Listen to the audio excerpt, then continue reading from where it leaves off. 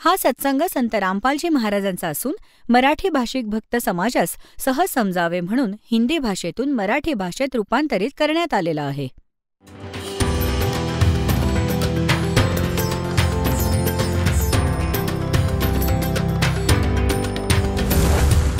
और ज्ञान सब ज्ञान डी कबीर ज्ञान सो ज्ञान और जैसे घोड़ा तोब कायम करता चले मैदान. जगद्गुरु तत्वदर्शी संत रामपालजी महाराजांचे अमृत वचन सर्व पवित्र धर्मांच्या व पवित्र शास्त्रांच्या आधारावर. 5व्या अध्यायातील 6वा मंत्र.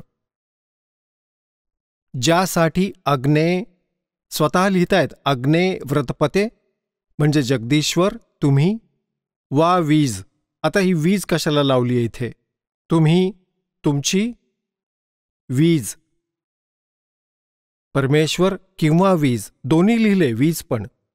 सत्य धर्म आदी नियमांचे पालन करणारे आहात यासाठी तुमच्यात वा विजेमध्ये मी पूर्वोक्त व्रतांचे पालन करणारा मी क्रियाशील आहे. जो हे तव म्हणजे तुमचे, तुमचे आणि त्याचे नाही तुमचे. तव म्हणजे तुमचे. तनू म्हणजे शरीर आहे. इथे उगाच वाढवला आहे, विस्तृत व्याप्ती आहे. तुमचे हे तुमचे शरीर. तनू म्हणजे शरीर आहे.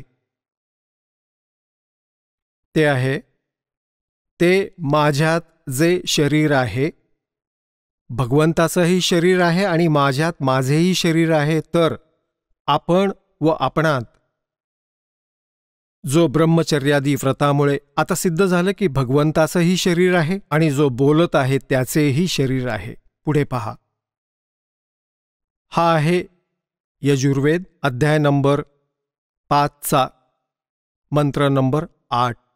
यामध्ये हा मंत्र नंबर 8 आहे. यामध्ये 3 वेळा तनूर लिहिलं आहे 8 मध्ये. हे मनुष्य लोक हो, तुम्हाला जो या अग्नी वीज रूपी लिहिलं आहे. अग्नी म्हणजे परमेश्वर लिहायला पाहिजे होतं. परमेश्वराचे अग्नीचे नाही परमेश्वराचे. सोने आदीमध्ये सोने, आदीमध्ये सोने अत्यंत मोठा. अभ्यंतर राहणारा तनू म्हणजे शरीर आहे. तुम्हाला हे मनुष्य लोक हो, तुम्हाला जे या परमेश्वराचे अग्नीचं नाही परमेश्वराचं जे अत्यंत मोठं शरीर आहे शरीर आहे. इथे आहे असं लिहायला हवं होतं. आणि भयंकर वचनांना नष्ट करणारा उत्तमतेने सेवन केलेले अन्न ही सगळी बकवास करून ठेवली आहे सगळी.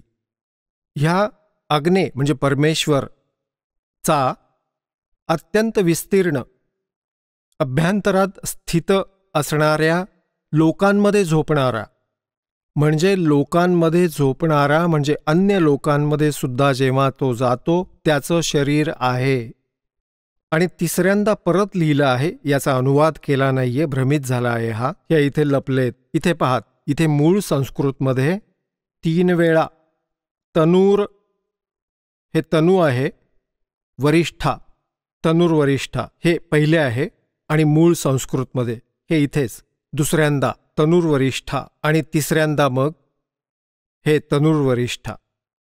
याचा वेगवेगळा याने केवळ 2 वेळा लिहिला आहे. तनू म्हणजे शरीर आणि तिसऱ्यांदा याला शरम आली, अनुवादच सोडून दिला. आता 150 वर्ष झाली या अनुवादाला. असाच्या असा चालत आलाय. यजुर्वेद अध्याय नंबर 7 मधील मंत्र 39 मध्ये त्यात लिहिलं आहे की नरवत मनुष्याच्या तुल्य प्रमाण. हे पहा, हेच अनुवाद करत आहेत पण हे गोलमाल करत आहेत. याच महर्षी दयानंद सरस्वतींद्वारा याचा अनुवाद केला गेला आहे. 7व्या अध्यायातील 39वा मंत्र तुम्हाला दाखवतो. हा पहा. हा आहे 7मोध्याय म्हणजे 7वा अध्याय आणि यजुर्वेद आणि यातला 39वा मंत्र 39. याच्यात लिहिलं आहे की महान इंद्र नरवत आ, या दला त बनवूया, त्याचा संधिच्छेद करूया. यांनी असंच केलं आहे. नरवत, महान म्हणजे सर्वोत्तम, अत्यंत पूज्य. नरवत म्हणजे मनुष्य तुल्य, मनुष्याच्या तुल्य परमात्मा. हे भगवान जगदीश्वर, ज्या कारणाने आपण योगाभ्यास ग्रहण करण्यास योग्य आहात, असं आता इथे लिहायचं होतं. हे महान इंद्र, महान इंद्र नरवत. हे महान, महान म्हणजे मोठा, इंद्र म्हणजे परमेश्वर, नरवत मनुष्या समान, मनुष्याच्या समान, मनुष्याच्या तुल्य तुम्ही आहात आणि सर्व कार्य करता. चांगल्या प्रकारे सर्व मनुष्यांच्या सुखांना परिपूर्ण करण्यासाठी व्यवहार आणि परमार्थ यांचं ज्ञान वृद्धिंगत करणारे 2 प्रकारच्या ज्ञानाने इथे सगळा घोटाळा करून ठेवलाय हा. बाकी आपल्याला हे पाहायचं आहे की हा परमात्मा जो आहे तो परमेश्वर, हे जगदीश्वर, ज्या कारणाने आपण योगाभ्यासाने ग्रहण करण्यायोग्य आहात, याहूनही अत्यंत उत्तम ऐश्वर्यासाठी आम्ही लोक तुमची उपासना करतो. ही उपासना आमच्यासाठी कल्याणाचे कारण आहे. यामुळे तुम्हाला परम ऐश्वर्य प्राप्त करण्यासाठी आम्ही सेवन करतो. जो महान इंद्र, महान, सर्वोत्तम, अत्यंत पूज्य, मनुष्यासमान, त्याच्याशी तुल्य, चांगल्या प्रकारे. याचा अर्थ असा आहे की आपण त्या परमात्म्याची पूजा करतो आणि तो मनुष्यतुल्य आहे, परमपूज्य आहे. हे महान इंद्र. आणखी दाखवतो तुम्हाला.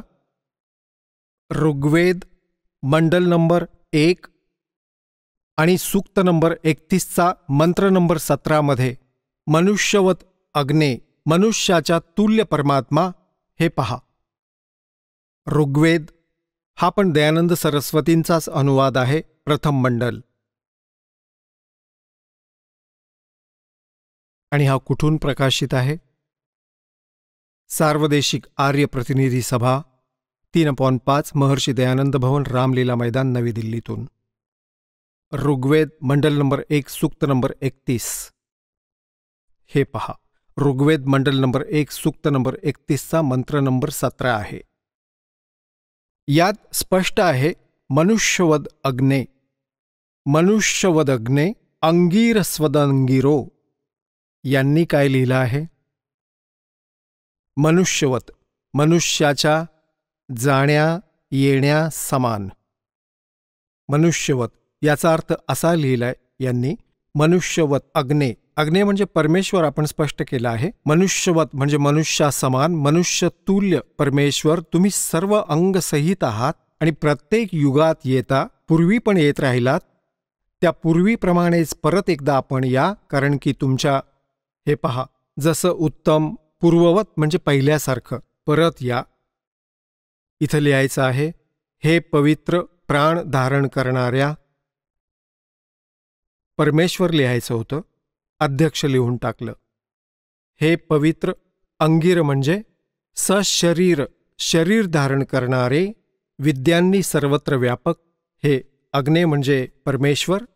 आता पूर्ववत जसं उत्तम प्रतिष्ठा असणारे, इथे पहा, शरीर व्याप्त प्राणवायू समान. ही काय परत बकवास केली आहे यांनी.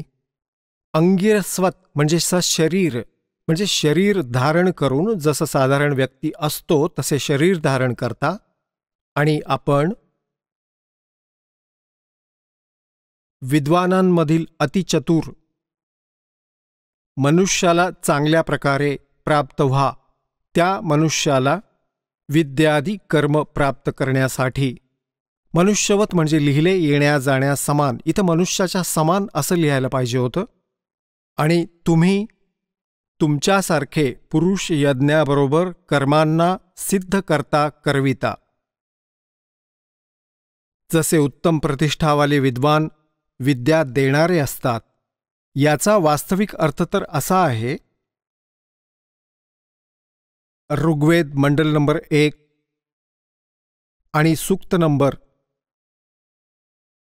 31 मंत्र 17चा स्पष्ट अर्थ असा होतो, हे परमेश्वर, आपण मनुष्याच्या तुल्य आहात आणि आपण पूर्वीसुद्धा येत होता, तसंच पूर्वीसारखं अगदी तसंच सुंदर शरीर धारण केलेले तुम्ही या. तुम्ही जे पूर्वी यथार्थ ज्ञान देऊन जात होता तसेच एकदा पुन्हा या आणि आम्हाला पुन्हा त्या ज्ञानाशी परिचित करा. हे परमात्म्याचं विधान आहे. आता तुम्हाला दाखवतो ऋग्वेद मंडल नंबर 9 सूक्त नंबर 86चा आणि 26 आणि 27. ऋग्वेद मंडल नंबर 9 सूक्त नंबर 82चा 1, 2, 3. आता वेळेच्या अभावाने तुम्हाला थोडक्यात समजावतो. हा पहा, ऋग्वेद मंडल नंबर 9. प्रकाशक आहेत सार्वदेशिक आर्य प्रतिनिधी सभा, महर्षी दयानंद भवन, रामलीला मैदान, नवी दिल्लीतून. आणि हे छापलंय कुठून? इथून, प्रिन्स ऑफसेट प्रिंटर्स, मंडल नंबर 9 सूक्त नंबर 86 मधील. ऋग्वेद मंडल नंबर 9 सूक्त नंबर 86 आणि मंत्र नंबर 26. यज्ञ करणाऱ्या यजमानांसाठी परमात्मा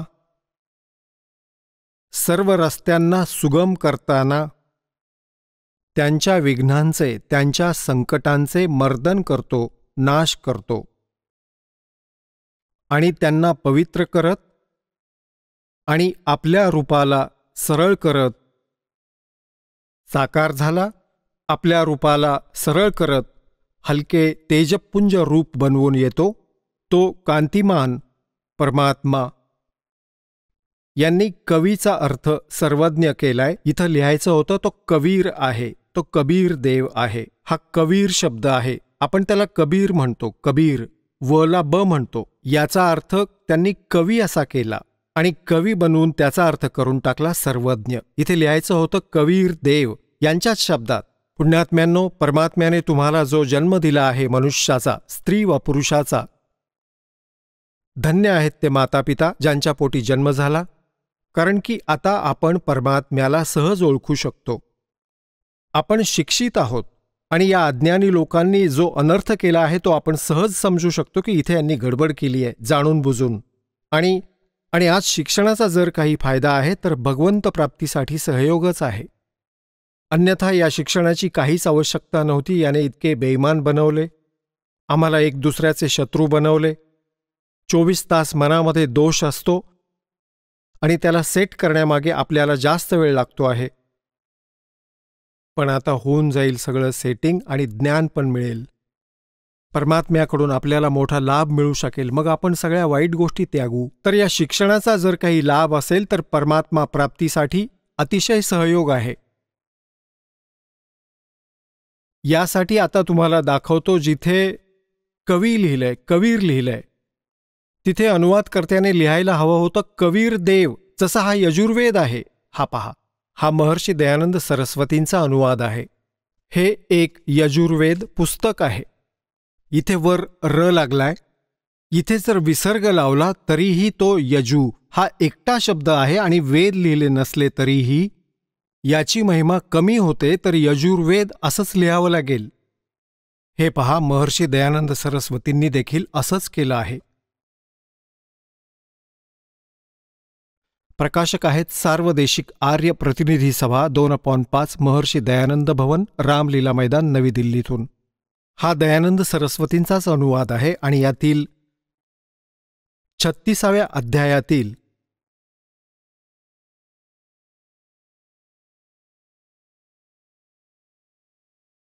हे पहा,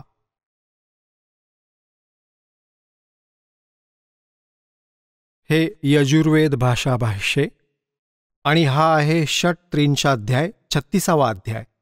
याच्या प्रथम मंत्रात लिहिलं आहे रुचम वाचम प्रपद्ये मनो यजुः. हे यजू लिहिले आहे, यजू, आणि हा यजुर्वेदाचा महिमा आहे.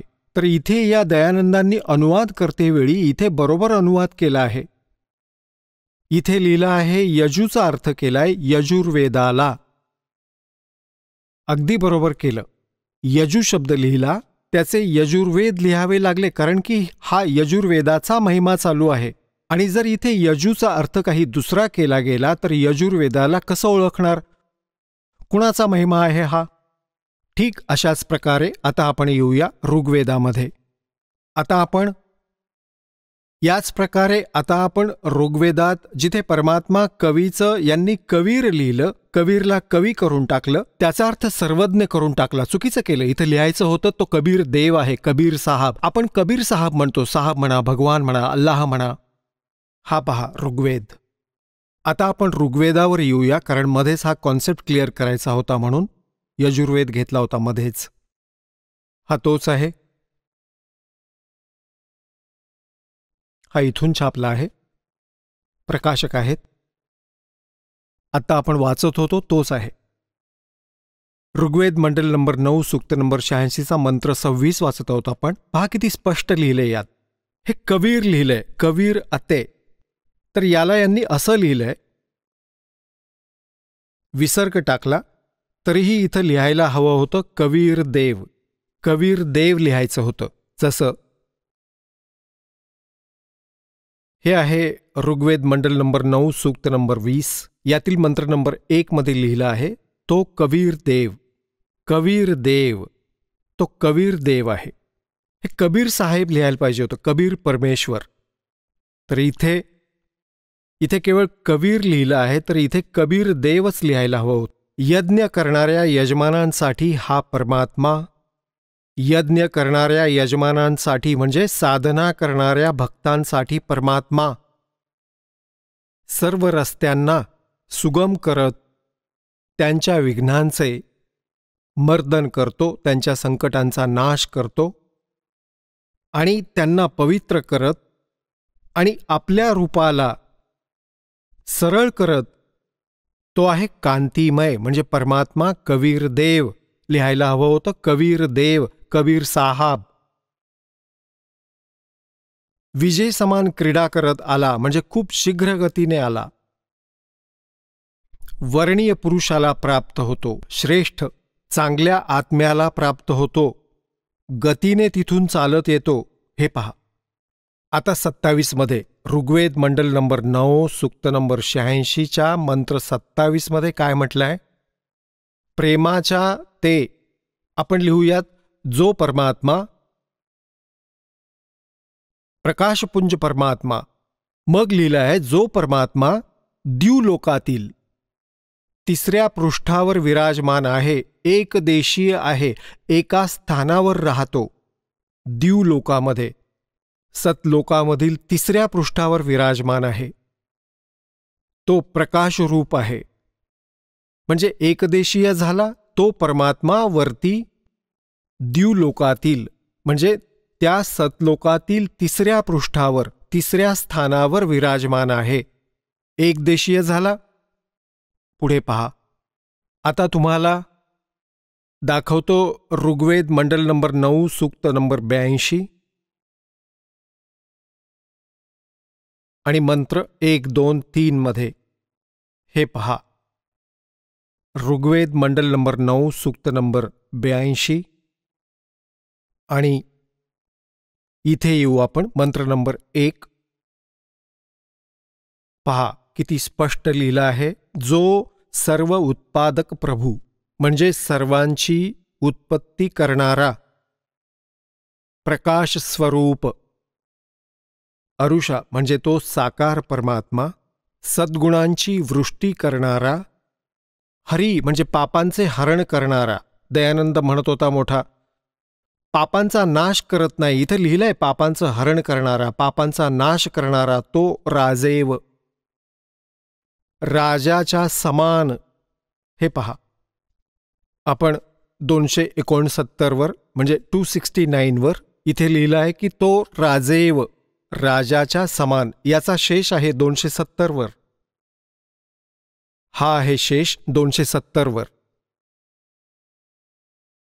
ऋग्वेद मंडल नंबर 9 सूक्त 82चा मंत्र 1 आपण वाचत आहोत. हे 270 वरती राजाच्या समान दर्शनीय आहे, दर्शनीय बघण्यायोग्य, राजाच्या समान साकार आहे, मनुष्य सदृश्य आहे. तो आहे पृथ्वी आदी लोक आणि लोकांतर यांच्या चारी बाजूला. शब्दायमान होत आहे तो आहे वर्णीय पुरुषाला. श्रेष्ठ, वर्णीय म्हणजे श्रेष्ठ पुरुषाला, व्यक्तीला, जो दृढ भक्त आहे त्याला पवित्र करत प्राप्त होतो. ज्या प्रकारे विद्युत स्नेहाच्या स्थानांना आधार बनवून प्राप्त होतो आणि त्याचा उद्देश काय असतो हे पहा. दुसऱ्या मंत्रात तो कोणत्या उद्देशाने येतो परमात्मा? हा कवीर शब्द आहे. या इथे कवीर, मूळ पाठात कवीर शब्द आहे, कवीर वेधस्य. हे परमात्मन, उपदेश करण्याच्या इच्छेने तुम्ही महापुरुषाला प्राप्त होता, खरं ज्ञान देण्यासाठी येता, आणि तुम्ही अत्यंत गतिशील पदार्थाप्रमाणे आमच्या आध्यात्मिक यज्ञाला प्राप्त होता. म्हणजे अत्यंत गतिशील पदार्थासमान, म्हणजे विजेच्या गतीने तुम्ही चालता. तुम्ही, हे परत सर्वज्ञ लिहिलं, तुम्ही कबीर देव आहात, तुम्ही कबीर साहब आहात, शुद्ध स्वरूप आहात. पुढे पुढे तुम्ही पापांना दूर करून, हे सोम, हे अमर परमात्मा, तुम्ही आम्हाला सुख द्यावे. आता पुण्यात्म्यांनो, यात स्पष्ट केलं आहे की तो परमात्मा राजाच्या समान दिसण्यास आहे. राजा तर मनुष्यासारखाच असेल का कोण्या दगडासारखा असतो? आणि हे स्पष्ट केलं आहे की तो परमात्मा तिसऱ्या धामामध्ये राहतो आणि तिथून गतीने येतो, चांगल्या श्रेष्ठ आत्म्यांना भेटतो आणि त्यांना तत्वज्ञानाशी परिचित करवतो. तो कोणाकोणाला भेटला? हम सुल्तानी नानक तारे दादू को उपदेश दिया, जात जुलाहा भेद न पाया, काशी माहे कबीर हुआ. तो परमात्मा कोणकोणत्या चांगल्या आत्म्यांना भेटला? आदरणीय धरमदास साहेबजींना भेटले, आदरणीय मुलुकदास साहेबजींना भेटले, आदरणीय नानक साहेबजींना परमात्मा भेटले होते. त्यांनी बनारसमध्ये जाऊन पाहिले होते. और गुरु ग्रंथ साहिब के 24 पृष्ठ पर लिखा हुआ है, फाई सूरत मलोक की वेश, ए ठगवाड़ा ठगी देश, ये खरा सियाणा भोता भार, ये धानक रूप रहा करतार. बोलो सतगुरुदेव.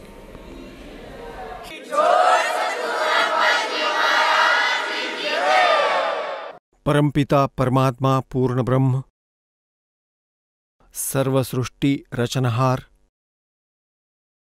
सर्व कष्ट हरणहार, अंगारी बंभारी बंदी छोड पापनाशक, हा परमात्मा परमक्षर ब्रह्म आहे. त्यांचं वास्तविक नाव कबीर देव आहे, अल्लाहू अकबर आहे. त्यांना हक्का कबीर पण म्हणतात. हक्का कबीर, अल्लाहू अकबर, कबीर देव ही त्याच परमात्म्याची भाषाभिन्न नावे आहेत. तो परमात्मा सतलोकातून चालत इथे आपल्या प्रिय आत्म्यांना कष्टातून मुक्त करण्यासाठी, काळाच्या बंधनातून मुक्त करण्यासाठी, आत्म्याचे भक्तिधनाने पालनपोषण करण्यासाठी, त्याला परिपूर्ण करण्यासाठी ते परमेश्वर स्वतः येतात. त्यांचं नाव कबीर देव आहे. आपण त्यांना कबीर साहेब म्हणतो. ते परमेश्वर ह्या कलियुगामध्ये सन 1398 मध्ये विक्रमी संवत 1455 ज्येष्ठ उत्तरेची पौर्णिमा म्हणजे ज्येष्ठ शुद्ध पौर्णिमेला भारतवर्षाची पवित्र भूमी, पवित्र काशी शहरामध्ये एका लहरतारा नावाच्या तलावात फुललेल्या एका कमळाच्या फुलावर विराजमान झाले होते, एक नवजात शिशुरूप धारण करून.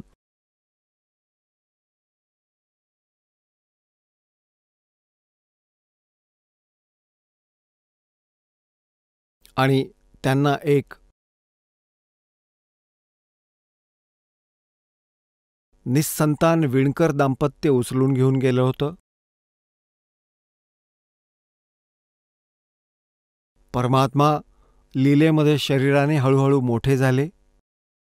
मग त्या आपल्या मानलेल्या मातापित्यांचे जे पैतृक कार्य होते विणकामाचं तेच कार्य करू लागले आणि तेच पूर्ण परमात्मा परमक्षर ब्रह्म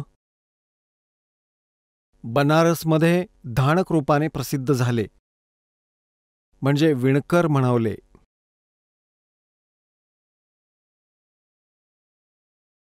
पुण्यात्म्यांनो, आपण सर्व काळाच्या जाळ्यात फसलेले आहात. इथला जो मालक आहे, इथला जो स्वामी आहे 21 ब्रह्मांडांचा, तो काळ भगवान आहे आणि आपण आपल्या चुकांमुळे ह्या काळाच्या जाळ्यात फसलो. आपण सर्व आत्मे त्या परमक्षर ब्रह्मचे आहोत. आपण सर्व त्याची बालके आहोत.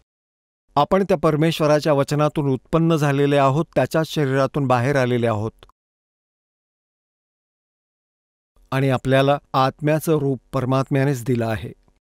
आपण परमेश्वर कबीरजींची बालकं आहोत.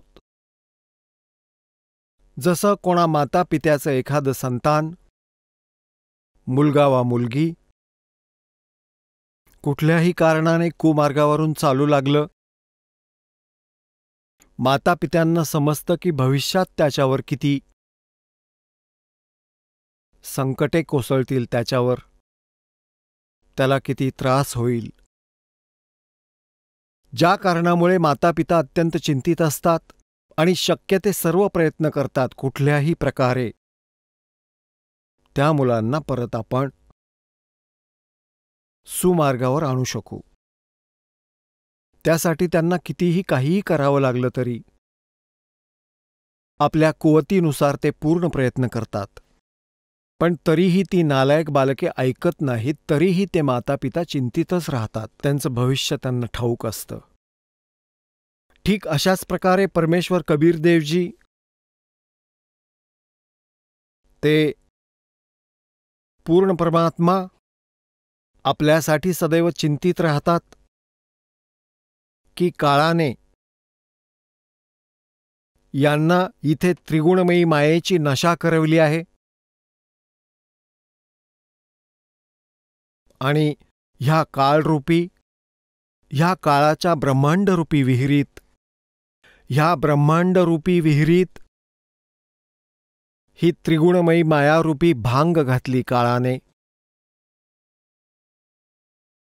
आणि या भांगेच्या नशेत आपण सर्वच्या सर्व परमात्म्याला विसरून ह्या खड्ड्यात पडलेले आहोत. परमेश्वर कबीरदेवजी म्हणतात, कबीर ये माया आटपटी, सब घट आण अडी, और किस किस को समझाऊं, यहां तो कुएं भांग पडी. आता पुण्यात्म्यांनो, आपण इथे ज्या गोष्टीची डिमांड करता, परमात्म्याकडून जे काही मागायला येता, ते काय मागता? जोपर्यंत तुम्हाला तत्वज्ञान होत नाही तोपर्यंत काय डिमांड करता? निस्संतान संतानाची इच्छा धरूनच इथे येतात. आणि कोणी निर्धन असेल, ज्याच्याकडे पैसा नसेल, तो फक्त पैसाच मागायला येतो. कोणाला काही आजार, त्रास, रोग किंवा काही अन्य भूतबाधा असेल, पित्रबाधा असेल वा देवांमुळे काही त्रास असेल, तर त्याचं निवारण व्हावं म्हणून इथं येतात. त्याच्या निवारणाची इच्छा धरून इथं येतात. पुण्यात्म्यांनो, ज्यावेळी आपल्याला हे तत्वज्ञान समजेल, तत्वज्ञान होईल, त्यावेळी तुम्ही ही डिमांड विसरून जाल. कोणती डिमांड? नंबर 1 संतानाची आणि नंबर 2 भरपूर धनप्राप्तीची. तिसरी जी तुमची इच्छा आहे की तुम्हाला काही प्रेतबाधा आहे, काही पित्रबाधा आहे, कुठल्या देवाचा प्रकोप झालाय, ह्याचं निवारण तुमचं ठीक आहे. हे अवश्य ह्या कारणासाठी सुद्धा इथं येणाऱ्याला खूप फायदा होईल. आता साध्याशा शब्दात हा दास हे सांगू इच्छितो की कोणताही प्राणी, कोणतीही आशा वा इच्छा वा कोणत्याही कष्ट वा संकटासाठी परमात्म्याच्या दरबारात येतात. धन्य आहेत ते प्राणी आणि धन्य आहेत त्यांचे मातापिता ज्यांच्यापासून जन्म झाला. कारण इथे आल्यामुळे तुम्हाला तत्वज्ञान होईल, पूर्ण अध्यात्मज्ञान होईल, सर्व कर्मांशी तुम्ही परिचित व्हाल आणि मग तुम्ही जी इच्छा घेऊन आला आहात त्या इच्छासुद्धा परमात्म्याकडून मिळतील, त्यांची पूर्ती होईल. पण ती किती होईल? जितकी तुमच्या हिताची असेल. जी तुमच्या हिताची नसेल ती इच्छा तुमची इथे पूर्ण होणार नाही. भलेही तुम्ही असा विचार करत राहाल की मला असं व्हायला पाहिजे होतं, मला हे घडायला पाहिजे होतं, ते तुमचे स्वतःचे विचार असतील. परमात्मा काय करतील ते परमात्माच जाणोत. जसं एखादी रोगी व्यक्ती एखाद्या चांगल्या डॉक्टरकडे जाते आणि तिथे गेल्यानंतर मग ती डॉक्टरला समर्पित होते. तो डॉक्टर मग जी काही ट्रीटमेंट करतो त्या रुग्णाच्या हितासाठीच करतो. आता तिथे रुग्ण स्वतःचं चालवू शकत नाही. तो रुग्ण जर स्वतःचं चालवू लागला, त्याला वाटू लागतं की आपल्या इच्छेनुसारच डॉक्टरांनी काम करावं, तर डॉक्टर त्याची योग्य जी असेल त्याची इच्छा, आवश्यकता त्यालाच पूर्ण करेल, नाहीतर तो स्वतःचंच काम करेल, भले रुग्णाला वाईट वाटलं तरी. आता जसं डॉक्टरला वाटत असतं की ह्याचा जीव जाईल आणि पाय कापावा लागेल ज्यामुळे याचे प्राण वाचतील, तर डॉक्टर हे काम करतीलच करतील. तुमचं मत नक्की विचारतील की तुला मरायचंय की जिवंत राहायचंय. जगायचं असेल तर तुझा पाय कापावा लागेल. तर मग तो रुग्णसुद्धा परवानगी देतो. तसं तर त्या रुग्णाची इच्छा नसते की पाय कापला जावा, पण जीव वाचवण्यासाठी तो पाय कापणं हेच योग्य समजतो आणि तेच बरोबर आहे. ठीक अशाच प्रकारे पुण्यात्म्यांनो, तुम्ही इथे परमात्म्याच्या दरबारात आले आहात आणि हे ते हॉस्पिटल आहे जे तुमच्या जन्म आणि मृत्यूच्या रोगाला नष्ट करेल, संपवून टाकेल. आणि जोपर्यंत जन्म आणि मृत्यूचा रोग तुमचा नष्ट होणार नाही, तोपर्यंत तुम्ही सुखी होऊ शकत नाही. श्रीमद भगवद्गीता अध्याय नंबर 18 श्लोक नंबर 62 मध्ये म्हटलं आहे गीता ज्ञानदात्याने की अर्जुन, तू सर्व भावाने त्या परमेश्वराला शरण जा, ज्याच्या कृपेमुळे तू परमशांतीला आणि सनातन परमधामाला प्राप्त होशील, शाश्वत स्थानाला. गीतेच्या 15 नंबर अध्यायातील श्लोक नंबर 1 ते 4 मध्ये म्हटलंय की पूर्ण परमात्म्याच्या प्राप्तीसाठी तत्वदर्शी संताची आवश्यकता आहे. गीतेच्या अध्याय नंबर 4 मधील 34व्या श्लोकात म्हटलं आहे की त्या परमात्म तत्वाला म्हणजे तत्वज्ञानाला तू तत्वदर्शी संतांकडून समजावून घे. गीतेच्या अध्याय नंबर 15 श्लोक नंबर 1 मध्ये त्या तत्वदर्शी संताची ओळख सांगितली आहे की वरती मुळे आणि खाली 3 गुणरूपी फांद्या असलेला हा संसाररूपी उलटा लटकलेला एक संसाररूपी वृक्ष समजा, आणि जो संत ह्याचे सर्व विभाग पानांसकट सांगू शकेल सहवेदवेत, तो वेदांचं तात्पर्य जाणणारा आहे, अर्थात तो तत्वदर्शी संत आहे. परमेश्वर कबीर देवजी स्वतःच तत्वदर्शी संताची भूमिका पण इथे येऊन करतात. एका चांगल्या नागरिकाची भूमिका पण स्वतःच करतात. एका नेक शिष्याची भूमिकाही ते परमात्मा स्वतःच करून दाखवतात. आणि एका चांगल्या कवीच्या रूपात पण ते सुप्रसिद्ध होतात, कारण की ते आपल्या महिम्याची वाणी लोकोक्त्यांच्या माध्यमातून ऐकवतात, बोलतात, ज्या कारणाने ते कवीसुद्धा म्हणवले जातात, पण ते असतात परमेश्वर. तर परमेश्वराने सांगितलं आहे आपल्या अमृतवाणीतून, सच्चिदानंद घनब्रह्मांच्या वाणीतून, कबीर वाणीतून, कबीर अक्षर पुरुष एक पेड़ है निरंजन वाकी डार और तीनों देवा साखा है ये पात रूप संसार. वरती मुळे, मुळे तर ते परमात्मा स्वतः आहेत, ज्यामुळे सर्व ब्रह्मांडांचं पालनपोषण होतं. जसं वृक्षाला मुळापासूनच पूर्ण आहार मिळतो, डहाळ्या, खोड, फांद्या, पाने सर्व त्यापासूनच आहार मिळवतात, तोच सर्वांचं पालनपोषण करणारा असतो. तर तो तर पूर्ण परमात्मा परमक्षर ब्रह्म स्वतः कबीर देवजी आहेत. जमिनीच्या बाहेर जे दिसतं ते खोड असतं, त्याला अक्षर पुरुष म्हणतात. गीतेच्या 15व्या अध्यायाच्या 16 व 17व्या श्लोकात 3 प्रभू, 3 पुरुष सांगितले आहेत, क्षरपुरुष, अक्षरपुरुष आणि परमक्षर पुरुष. 8व्या अध्यायाच्या 3ऱ्या श्लोकातही परमक्षर पुरुष सांगितला आहे, जी तत्ब्रह्माविषयी माहिती दिली आहे. तर अक्षरपुरुष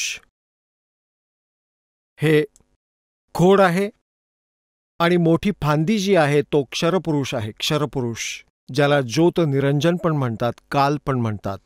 त्या काळाचे म्हणजे क्षरपुरुषाचे मग 3, त्या फांदीच्या 3 शाखा आहेत, त्याचे पुत्र आहेत रजगुण ब्रह्मा, सद्गुण विष्णू, तमगुण शिवजी आणि पर्णरूपी आपण संसार. तर इथे सांगितलं आहे गीतेच्या अध्याय क्रमांक 15च्या श्लोक क्रमांक 1 ते 4 मध्ये की जेव्हा तुला तत्वदर्शी संत मिळेल, ह्या अज्ञानरूपी अंधकाराला आणि तत्वज्ञान रूपी शस्त्राने कापून त्याची, अर्थात त्या तत्वज्ञानाला समजून त्यानंतर त्या परमेश्वराच्या परमपदाचा शोध घेतला पाहिजे, जिथे गेल्यानंतर हे साधक पुन्हा परतून कधीही संसारात येत नाहीत. आणि ज्या परमेश्वराने साऱ्या ब्रह्मांडांची रचना केली आहे त्याचीच भक्ती केली पाहिजे. आणि असा विचार कर की मी त्याला शरण गेलो आहे. गीता ज्ञानदाता म्हणतो तो परमेश्वर कोणी वेगळाच आहे, माझ्याहून भिन्न आहे, त्याचं ज्ञान मला पण नाहीये, ते तत्वदर्शी संत सांगतील. गीतेच्या अध्याय क्रमांक 7च्या श्लोक क्रमांक 29 मध्ये म्हटलंय की तद्ब्रह्म. गीतेच्या अध्याय क्रमांक 7च्या श्लोक क्रमांक 29 मध्ये म्हटलंय की माझ्या ह्या ज्ञानाला आश्रित करून, ह्या आश्रय करून, म्हणजे मी जे म्हणत आहे की तत्वदर्शी संताचा शोध घ्या, तो जे ज्ञान देईल ते ऐका, आणि जे जरा मरणापासून सुटण्याचा प्रयत्न करतात ते तत्ब्रह्मशी पूर्ण आध्यात्मिक ज्ञानाने म्हणजे तत्वज्ञानाने आणि सर्व प्रकारच्या कर्मांशी ते परिचित होतात, तेच जरा आणि मरणापासून सुटण्याचा प्रयत्न करतात. ह्या संसारातील कोणत्याही वस्तूची डिमांड करत नाहीत.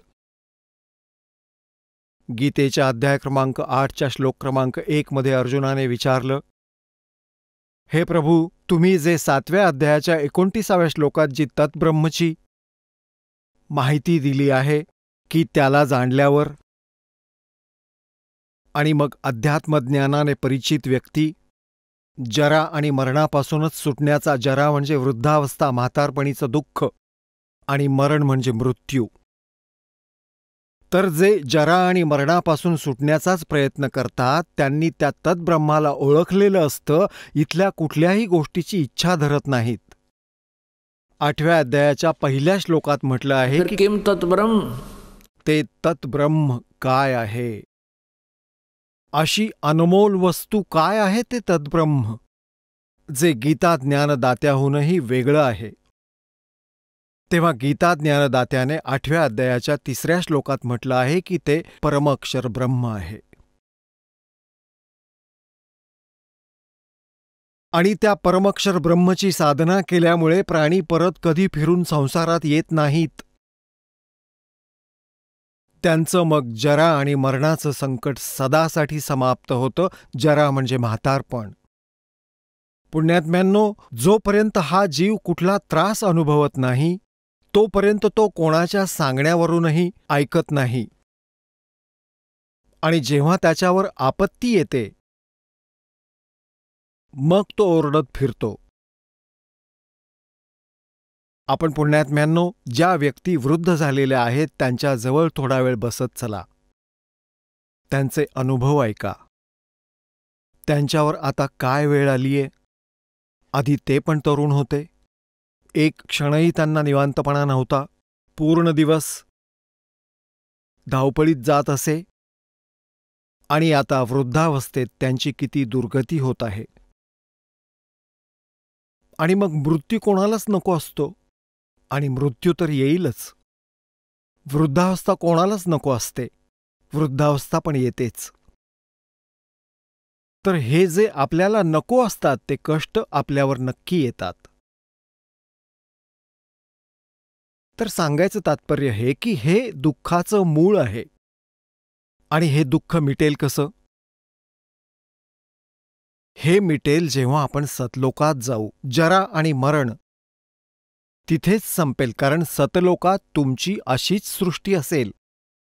जसे आपण इथे राहत आहोत तसाच तिथं आपला परिवार असेल. आणि आपलं शरीर खूप सुंदर असेल. एका तत्वाचं बनलेलं असेल. त्याच्यात नाडी आणि हे स्नायू इत्यादी नसतात. शुक्रम अकायम असनाविरम होता है. म्हणजे मातापित्याच्या संयोगातून बनलेले. शुक्रापासून नसतं, वचनापासून सृष्टी बनते, ज्याने आपला परिवार बनतो. आणि तिथे ना कधी वृद्धावस्था येते ना कधी मृत्यू होतो.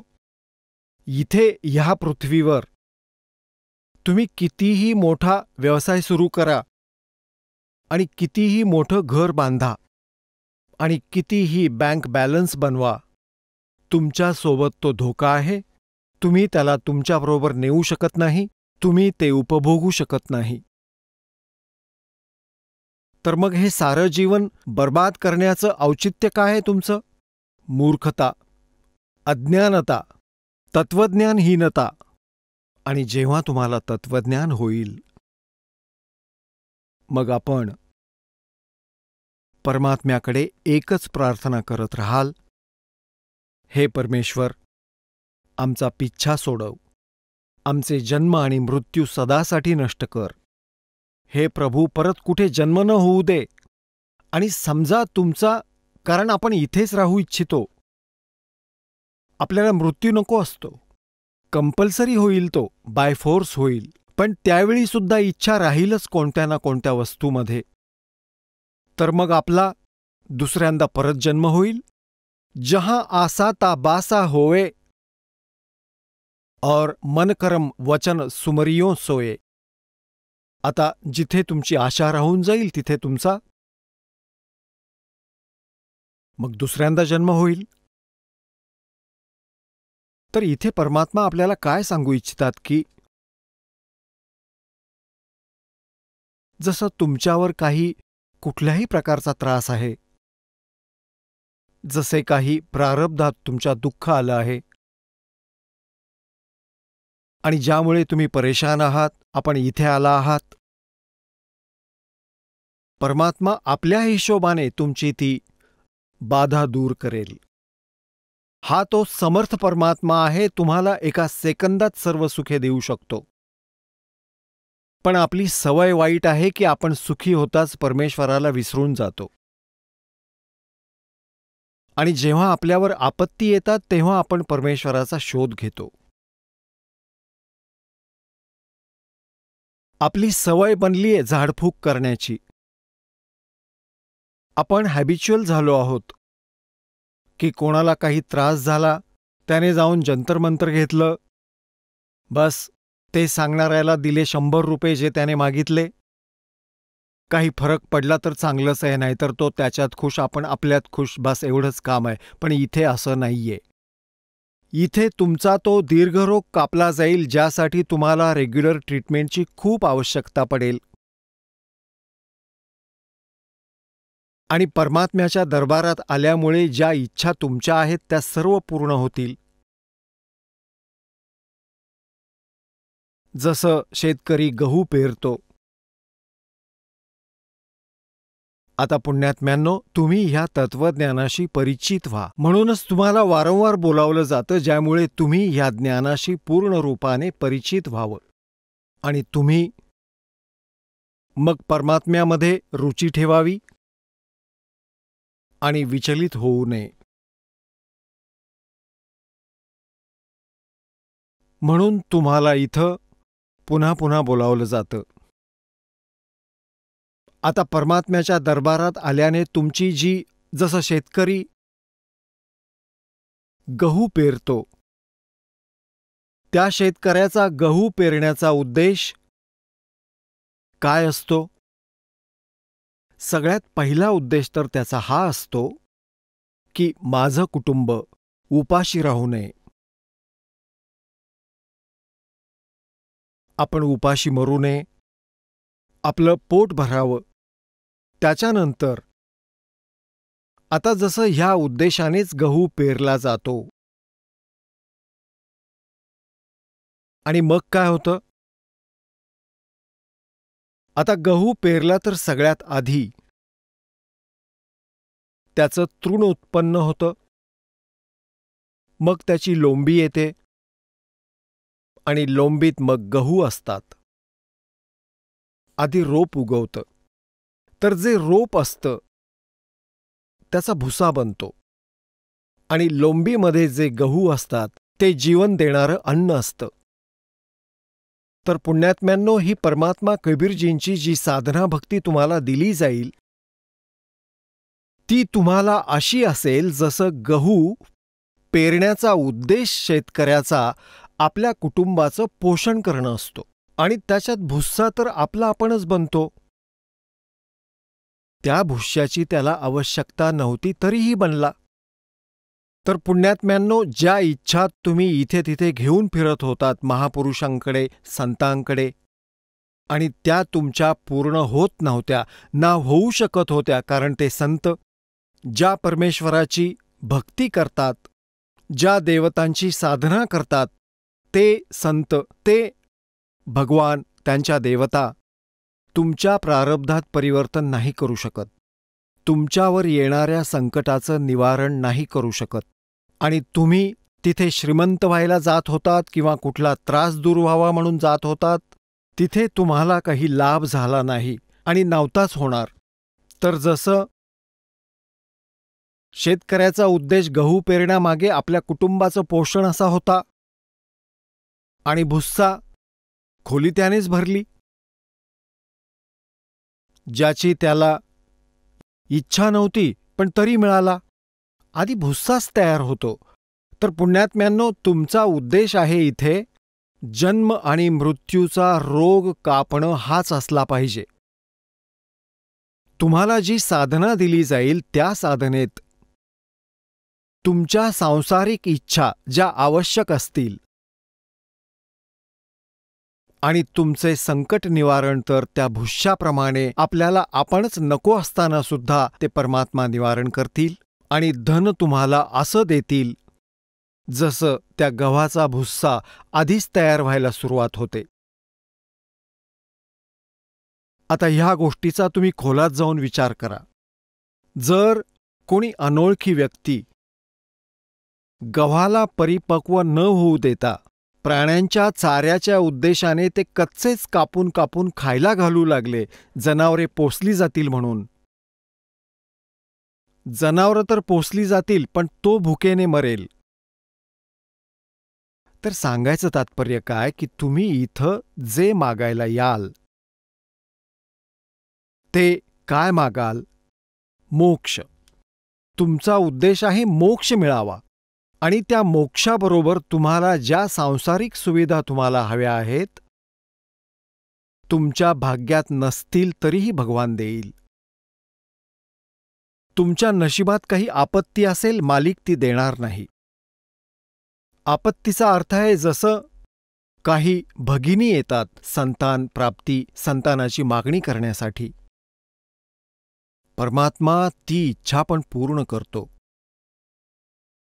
काहींवर स्थिती अशी येते की परमात्म्याची कृपा होते, पण प्रार्थना करतात, येतात बहिणी मुली की असा असा हा आमचा गर्भ पडला. आम्ही त्यांचं सांत्वन करतो, मुली भक्ती कर, परमात्म्यावर विश्वास ठेव, मग ठीक होऊन जाईल. तरीही ती प्रार्थना करते 6 महिने वर्षानंतर की दुसरा पण असाच खराब झाला.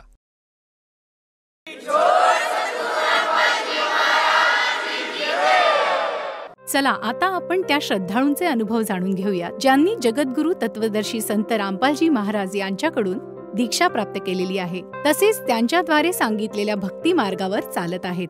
नमस्कार सतसाहेब. आपलं नाव? आनंदा लक्ष्मण पाटील. आपण कुठून आलात? धुळे जिल्हा, गाव सांजोरी, महाराष्ट्रामधून. आपला व्यवसाय काय आहे? सर मी सिक्युरिटीमध्ये काम करतो. संत रामपालजी महाराजांची गुरुदीक्षा आपण कधी घेतली? संत रामपालजी महाराजांची गुरुदीक्षा मी आपलं 24 सप्टेंबर 2013 घेतली. संत रामपालजी महाराजांच्या शरणात येण्या अगोदर आपण व आपला परिवार कोणती भक्ती साधना करत होतात? संत रामपालजी महाराजांच्या भक्ती करण्या अगोदर मी स्वाध्यायामध्ये जायचो, भावफेरी करायची, परत मंगलाष्टक म्हणायचे, सर्व स्तोत्र म्हणायचे, परत भावगीत म्हणायचो, परत वणीगडावर जाणे, परत आपलं शिर्डीचे साईबाबा तिथं पण आम्ही पायी जायचो. परत आपलं एकादशी वगैरे, आपलं महादेवाचा उपास वगैरे ते सगळं करायचो आम्ही. चतुर्थी वगैरे 10 दिवस गणपतीची पूजा आरती करायचो. दरवर्षी आमची कुळदैवत होती एकविरा देवी, एकविरा देवीच्या दर्शनाला जायचो. जसं तुम्ही सांगत आहात की महाराष्ट्रामध्ये जी काही प्रचलित भक्ती साधना आहे, देवी देवतांची पूजा करणे, मंदिरात जाणे, व्रतवैकल्य करणे, या भक्ती साधना आपण करत होतात. तर मुळातच आपण भक्तीमध्ये होतातच, तर असं असताना आपण संत रामपालजी महाराजांच्या मार्गाकडे का वळालात?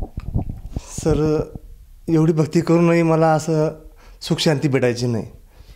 माझे असं व्यसन वाढतच गेले.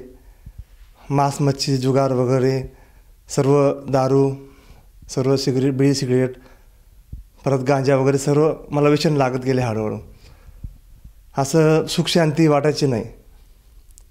की एक दिवशी असं आलं की परमात्मा म्हटलं खरे असतील ना, मला चांगला मार्ग दाखवा म्हटलं, खरे परमात्मा असतील तर, नाही तर मी काही पण करून घेईल बाबा जीवाचं, असं सांगितलं. परमात्माच्या दयेने मला 3-4 दिवसातच आमच्या गावात एक भगतजीने नाम घेतलं होतं. त्यांनी मला प्रेरणा केली की बुवा असं असं आहे, संत रामपालजी महाराजांचं नामदीक्षा घेशील का असं. मग त्यांनी मला ज्ञानगंगा पुस्तक दिलं वाचायला. त्याच्यामध्ये मी वाचलं सर की ब्रह्मविष्णू महेश यांचे जन्ममृत्यू होतो, ते अजर अमर नाही आहेत. तर माझा एकदम असं खटका पडला दिमागात की बुवा मी तर यांचीच भक्ती करत होतो आणि यांचा तर जन्ममृत्यू होतो, मग अमर परमात्मा कोण आहेत. मग ते पुस्तक वाचलं मी. त्याच्यामध्ये की पूर्ण परमात्मा कबीर साहेब आहेत, सर्व प्रमाण बघितलं. मग मी त्या भगतजींना सांगितलं, म्हटलं भगतजी मला नामदीक्षा घ्यायची आहे, कुठं घेता म्हटलं. मग त्यांनी मला सांगितलं की बुवा हरियाणाला घ्यावं लागते नामदीक्षा. मग मी हरियाणा जाऊन नामदीक्षा घेतलीस. सर जसं तुम्ही सांगत आहात की आपण संत रामपालजी महाराजांच्या अनुयायाकडून संत रामपालजी महाराजांची माहिती घेतली आणि थेट हरियाणामध्ये जाऊन संत रामपालजी महाराजांचा मार्ग स्वीकारला.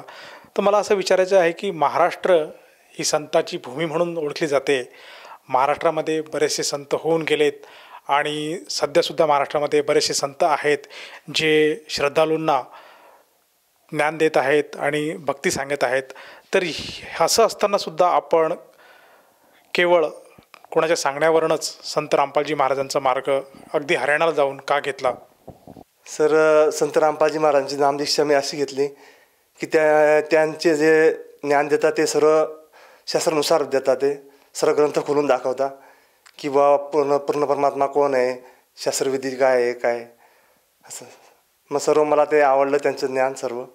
सर्व प्रमाणित भक्ती सांगतात शास्त्रानुसार. त्यामुळे मी नामदीक्षा घेतली.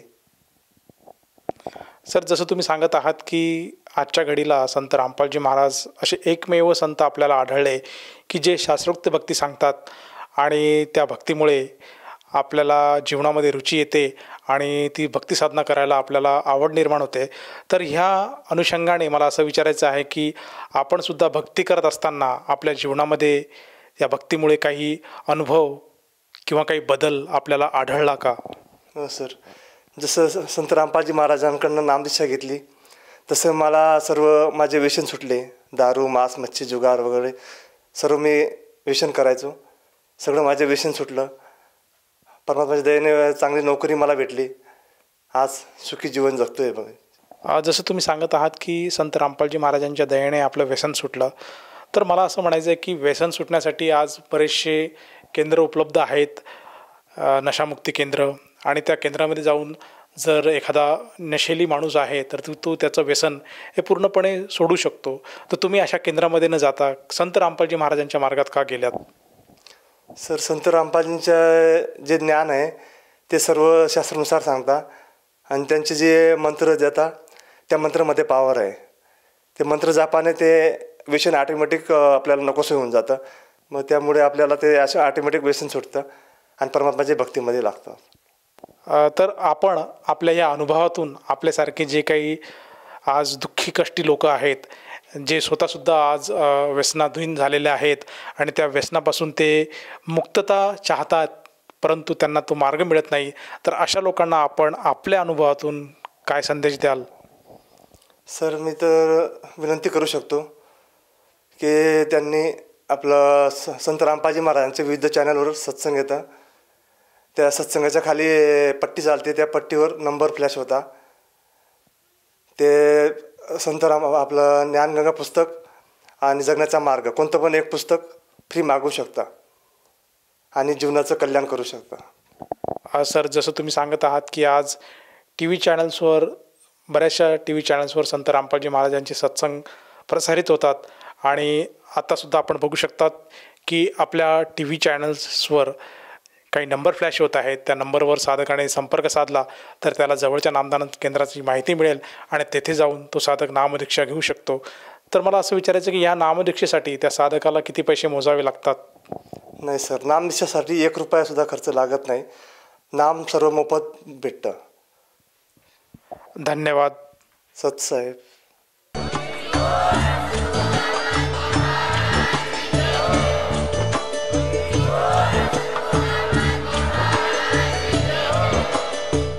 आपण ऐकत होता जगद्गुरु तत्वदर्शी संत रामपालजी महाराज यांचे मंगल प्रवचन, ज्यांच्या शुभ आशीर्वादाने संपूर्ण विश्वामध्ये 500 पेक्षा जास्त नामदीक्षा केंद्र आहेत, जिथे निशुल्क नामदीक्षा दिली जाते. निशुल्क नामदीक्षा प्राप्त करण्यासाठी आणि अधिक माहितीसाठी संपर्क करा 7030303951 7030303952. अद्वितीय आध्यात्मिक ज्ञान वाचण्यासाठी, पाहण्यासाठी आणि ऐकण्यासाठी संत रामपालजी महाराज ॲप अवश्य डाउनलोड करा किंवा आमची वेबसाईट www.jagadgururampalji.org वर विजिट करा.